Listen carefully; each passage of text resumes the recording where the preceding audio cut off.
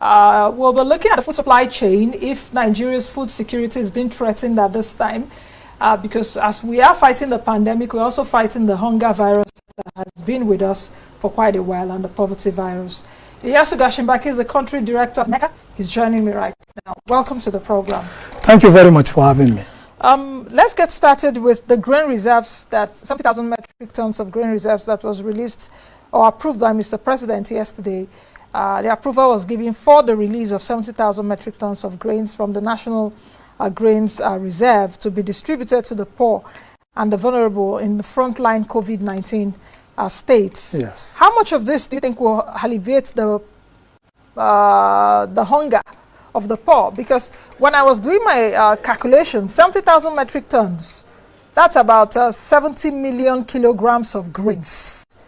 Because I'm trying to explain so that my viewers will understand. Yes. 1 metric ton is equals to 1,000 kilograms. Yes. So 70,000 metric tons is equals to 70 million kilograms of grains. Yes. How much of that will alleviate poverty? It's like you bring in 50 kg bag of rice, 20 of it is 1,000 kg. Yes. So do the mathematics. I'm just trying to, so that our viewers would understand. How much of that will alleviate the suffering at this time? Yes, I think, let me start by commending the federal government for whatever they have done so far. I think best effort has been shown, and we can see clear intentions.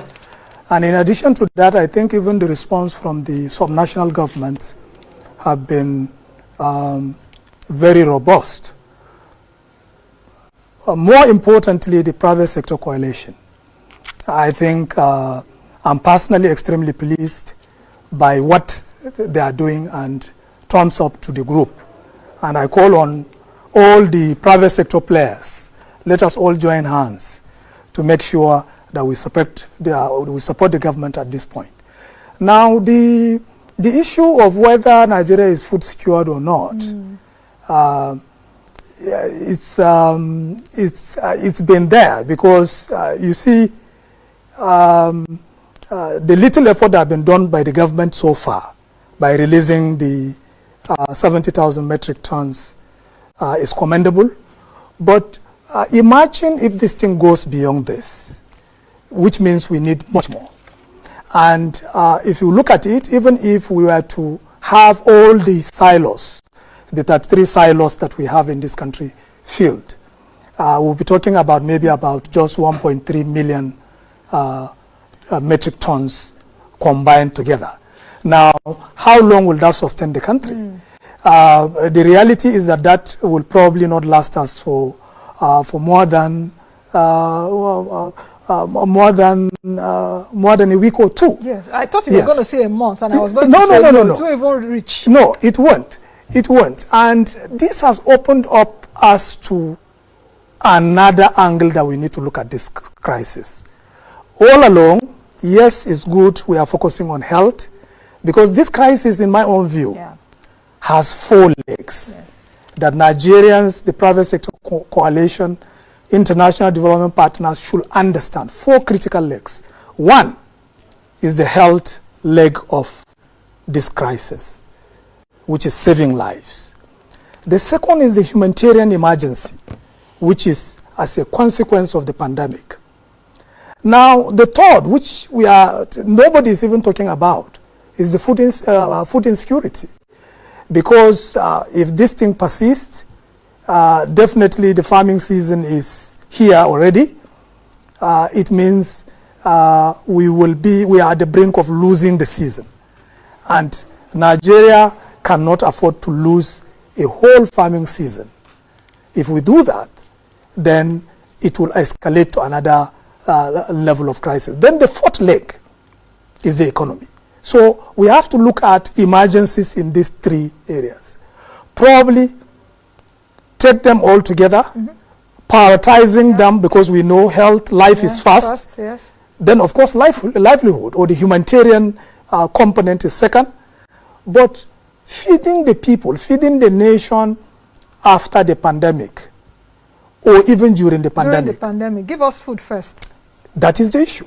And the question also is that there are no, or perhaps there is a reduction of food imports at this time because the world is on a lockdown and people or countries now will hoard their own food. Yes. Nobody is exporting to another country. Yes, and that is even an entire lesson for Africa, that this pandemic, in my own view, has taught us a great lesson. Now there is nowhere to run to. That is the first thing that is clear. Secondly, food is very critical, and if we are not food sufficient as a nation, then you can't call yourself a giant, which then means that we need to really take this rainy season, the planning for the 2020 rain-fed farming season has to be taken seriously. And I'm very glad that the coalition is tackling health seriously. We are also coordinating people within the farming sector. Yesterday, I was on a long conversation with the president of the All Farmers Association, and it was very clear that something needs to be done. We have to all come together. I was also on a long phone call with also the president of the Northeast Commodity Association. I've been talking with farmers groups and farmers association. And what are they saying? What are their there is so much anxiety that already, you see the rain migration pattern in Nigeria, it starts from the south and it moves upwards. To the north, yeah. Now already, the northern Nigeria produced the bulk of the food. If this pandemic, for whatever reason, stretched beyond April and into May, we would have lost substantial part of the planting season. And of course, there's insecurity also. They're battling also with insecurity and all of yes. that. A lot of farmers are not yet even settled. Some yes. have gone out of their farms. Yes. We have a lot of IDPs at this point. That now, is it. That brings me to the next question, which is, what effective model of food security should we have to avert a food crisis? And I'm asking that question deliberately because I know that we've been talking about food security for quite a while. Yes. Since Obasanjo, I think Operation Feed the Nation, I think during Shehu Shagari, Green Revolution, we also had, I think during Babangida, Director for Roads, Rural, something food inside, National Food Security Council by President Buhari and all of that. Yes. It seems we've not gotten the issue of food security right. So what model would be effective at this point? Okay, at this emergency point now, two things will happen concurrently. It is important that while the reserves are being opened to alleviate the lockdown situation, we should also take into consideration the possibility of having at least the 1.3 million reserves that we have, metric tons of reserves, filled up.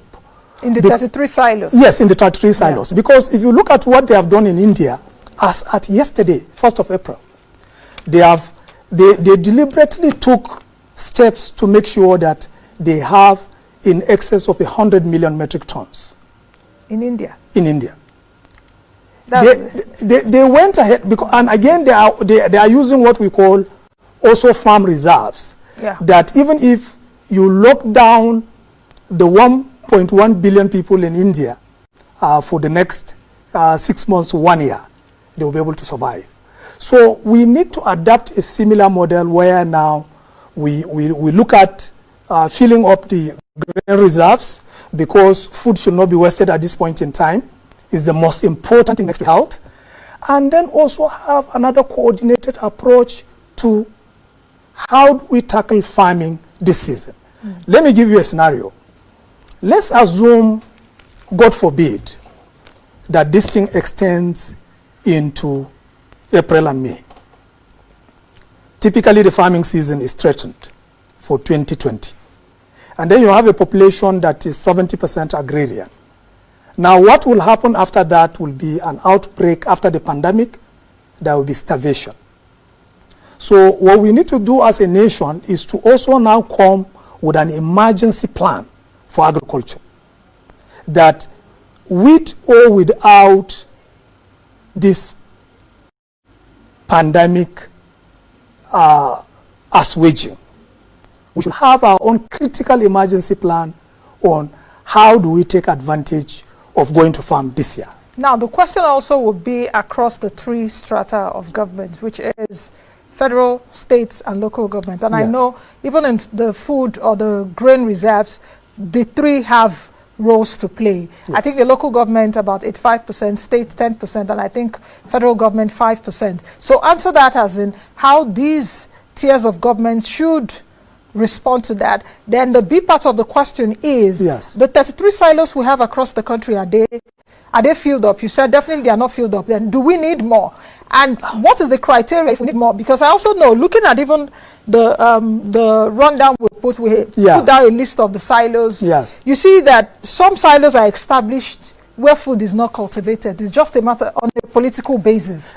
Well, we need to continue that. Location in terms of the logistics is very key because it's for emergency. So it's not necessarily located because of production. But there are cities close to where production happens. Yes. So the whole idea is that I think the spread is okay. However, we need to make sure that even the private sector plan in how do we fill up the reserves, they need to look at that. I think the Harvard committee, the Harvard and his team, they should pay attention to that a bit because we need food in there. Right now, everybody knows that the government doesn't have the resources to tackle this. And therefore, we need to put our hands together to see that the silos are filled up to make sure that it sees us through this emergency. Typically, by the FAO recommendation, we should have 150 to 200 kilograms of food as in the strategic reserve per person. Okay. So if you are looking at that, you are looking at almost maybe about 75 million if you take the lower base of 15 or 150 kilogram. You are looking at a population of 200 million. We are looking at a minimum reserve of 7.5 metric tons of grains, at least, to see us through for the first 3 months. What is the role of Federal Ministry of Agriculture right now? And also agricultural policy, because I know there is a Department of Strategic Grain Reserves, yes, I think, at the Federal Ministry of Agriculture. Just quickly before we go. Yeah, I think at this point, like I said, food is key, and the filling up of this reserve is what is very important. We are aware that 18 out of the 33 has been concessioned, so we have to make sure that all of them now are working. That is first. All of them, all the 33 should work. And in addition to all the 33 being in a functional state, we should also, because you see, if you talk about government now or policy or whatever at this stage, it's an emergency. So what we just need to do is to make sure that the committees that are working at federal, state, and local government level understand and utilize these reserves immediately so that we don't run out of food. And in addition, we should have a coordinated farming intervention plan this year. Okay. Now, if the situation escalates to a point where probably the Nigerian army has to be involved, they have the Nigerian army farms and ranches. And in an emergency situation like this, you will have to rely on the army to provide the logistical support, even for farming. Okay. I think we'll leave it at that. Thank you very much, Mr. Gashinbaki, for coming on the program. I've been speaking with Ilyasu Gashinbaki, who is the country director at Mecca, and we've been looking at the food security of Nigeria, even as we struggle with this pandemic. But just before we go, 1 minute to go, on Twitter, followers are saying, Uja is saying, hunger is more deadly than COVID-19. Federal government should do something about agriculture in Nigeria because there's life after pandemic. While, Kos Soluchuku says, the FG should improve in terms of electricity because staying at home for complete good 14 days without lights is really devastating. And focusing on health facilities is good. They should do something about those staying at home. That's the much we can take today on the program COVID-19 Watch. This is the economics of the pandemic. Moneyline with Nancy. I'll see you all tomorrow, God willing, Friday. Be the best you can be the change you want to see. Don't forget that this conversation continues even on all our social media platforms. On Twitter, you can follow and join the conversation at Nancy Ilo, MoneyLine AIT, Facebook with them, MoneyLine with Nancy. Don't forget to go to YouTube and watch other programs that we've had. MoneyLine with Nancy on YouTube, and don't forget, it takes 2 seconds to subscribe. I'm Nancy Naji. I'm handing over to the news studio.